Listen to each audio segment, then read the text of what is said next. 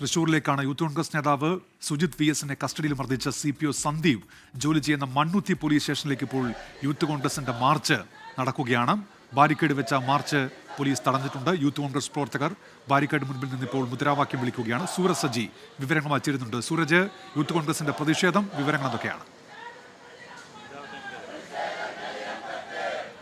Unmesh, youth കോൺഗ്രസിന്റെ മാർച്ചാണ് ഇപ്പോൾ Mannuthy police സ്റ്റേഷനിലേക്ക് നടക്കുന്നത്. CPO സന്ദീപ് ജോലി ചെയ്യുന്നത് ഈ മണ്ണുത്തി പോലീസ് സ്റ്റേഷനിലേക്കാണ്. അതുകൊണ്ട് തന്നെ ശക്തമായ പ്രതിഷേധ സൂചകമായാണ് ഈ പോലീസ് സ്റ്റേഷനിലേക്ക് യൂത്ത് കോൺഗ്രസ് മാർച്ച് സംഘടിപ്പിച്ചത്. മാർച്ച് പോലീസ് ബാരിക്കേഡ് ഉയർത്തി തടയുകയും ചെയ്തു. പക്ഷേ തൊട്ടു പിന്നാലെ ഈ ബാരിക്കേഡ് മറികടന്ന് മുന്നേറാനുള്ള ഒരു ശ്രമം അത് യൂത്ത് കോൺഗ്രസ് പ്രവർത്തകർ നടത്തി.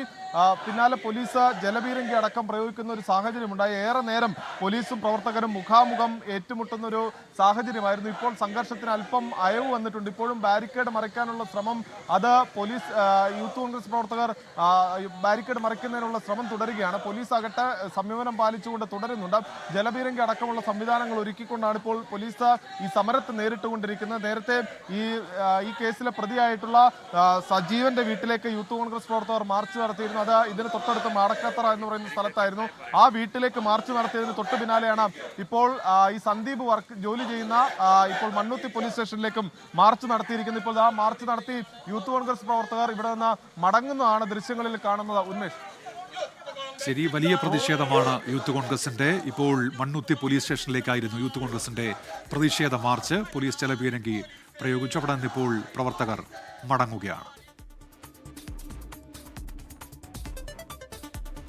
ലോകത്തെവിടെയായാലും ഏത് സമയത്തും 24 വാർത്തകളും ഓഗ്മെന്റഡ് റിയാലിറ്റി പാക്കേജുകളും എക്സ്പ്ലെയിനറുകളും വിശദമായി കാണാൻ ഞങ്ങളുടെ യൂട്യൂബ് ചാനൽ നിങ്ങൾക്ക് സബ്സ്ക്രൈബ് ചെയ്യാം.